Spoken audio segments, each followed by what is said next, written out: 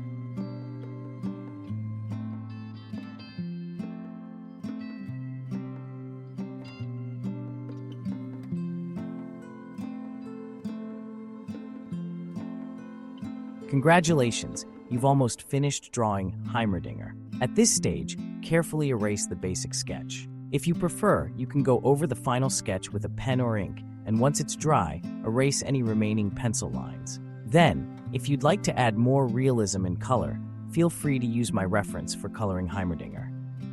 In conclusion, thank you for watching till the end. It means a lot to me and helps the project grow. Don't forget to subscribe, leave comments, suggest ideas for future videos, and check out the links in the description for more exciting content. See you in the next video. Bye.